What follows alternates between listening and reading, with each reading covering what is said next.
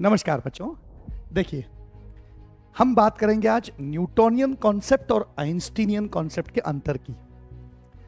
तो सपोज एक ट्रेन जो है वो जस्ट छूटने वाली है और एक आदमी भागता दौड़ता, बहुत सारे सामान, बहुत सारा लगेज, एक हाथ में एक बड़ा बैग, एक हाथ में एक ट्रॉली बैग, कंधे के ऊपर कुछ सामान जो है वो बैकपैक में रखा हुआ, और वो दौड़ता हुआ ट्रेन पकड़ने के पीछे, ट्रेन के पीछे पीछे भाग रहा है। इमेजिन करो सिचुएशन, ठीक है। और इस घटना को एक चाय के स्टॉल पे, टी स्टॉल पर, रेलवे प्लेटफॉर्म पे होते हैं ना, वहां पर दो मित्र जो है वो आपस में बात करते हुए, गपशप करते हुए चाय पी रहे और इस नज़ारे को देख रहे हैं कि ये आदमी जो है वो भागता दौड़ता जो है वो ट्रेन पकड़ने के लिए जा रहा है। उधर गार्ड जो लास्ट डिब्बे में है वो बार बार चिल्ला के उस आदमी से बोल रहा है कि अरे भाई, तू क्यों पीछे पड़ा हुआ है इस ट्रेन को पकड़ने के, एक्सीडेंट हो जाएगा, है ना। तो बढ़िया है कि तू पिछली ट्रेन से आ जा, अभी ये ट्रेन तो निकल गई, छूट गई है ना, तो तू इसके पकड़ने के चक्कर में मत पड़।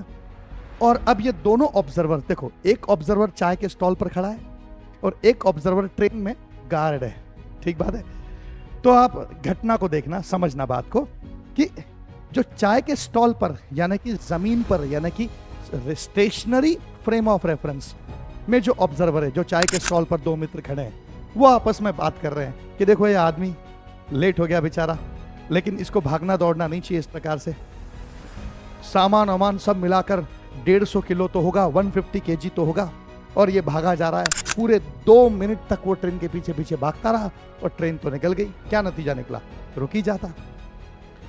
गार्ड जो ट्रेन के अंदर बैठा है वो भी किसी पैसेंजर से बात करके वो बोलता है कि अरे, इस आदमी को मैं इतना समझा रहा हूँ कि भाई पीछे एक और ट्रेन है, वो भी दिल्ली जाएगी, तू क्यों भागदौड़ कर रहा है, इतनी लेट हो गया है तो कोई बात नहीं, छोड़ दे इस ट्रेन को, नई ट्रेन में आ जाना, अगली ट्रेन में आ जाना। लेकिन ये 150 केजी इतना सब सामान वामान लाद के 150 केजी तो होगा, और ये पूरे 2 मिनट तक भागता रहा।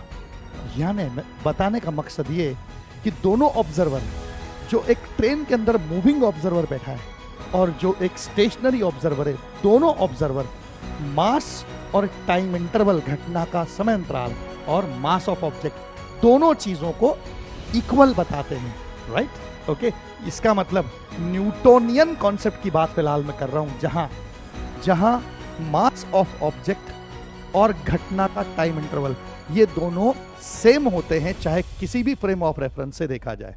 ये बेसिक अंतर है आइंस्टीन के कॉन्सेप्ट और न्यूटन के कॉन्सेप्ट में। तो जब आप न्यूटोनियन कॉन्सेप्ट के सिचुएशंस पढ़ रहे होते हैं तो उस सिचुएशंस में मास ऑफ ऑब्जेक्ट एंड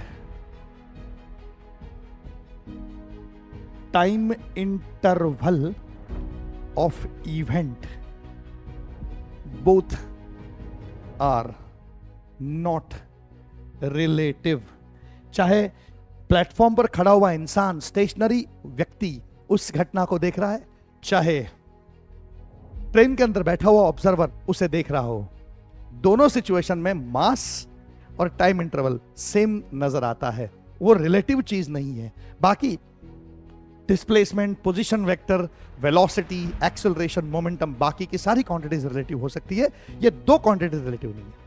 लेकिन आइंस्टीनियन कॉन्सेप्ट, यानी कहा थ्योरी ऑफ रिलेटिविटी, मैं बात करूंगा थ्योरी ऑफ रिलेटिविटी की। और इस वाले कॉन्सेप्ट में आइंस्टीन कहता है कि मास भी चेंजेबल है, रिलेटिव है, और टाइम इंटरवल भी रिलेटिव है, दोनों चीजें रिलेटिव है। यहां पर mass of object as well as time interval both are relative. कब? जब ऑब्जेक्ट्स स्पीड ऑफ लाइट या उसके आसपास की स्पीड से ट्रैवल करने लगे, तब आइंस्टीन की थ्योरी ऑफ रिलेटिविटी लगती है। लेकिन नॉर्मल कंडीशंस में, जहां हम अर्थ के ऊपर सिचुएशंस को देख रहे हैं या नॉर्मल सिचुएशंस को देख रहे हैं, स्पीड ऑफ लाइट तक हम नहीं पहुंचे हैं, उन ऑब्जेक्ट्स के लिए न्यूटोनियन कंसेप्ट चलता है। क्या आपको बात पकड़ में आई?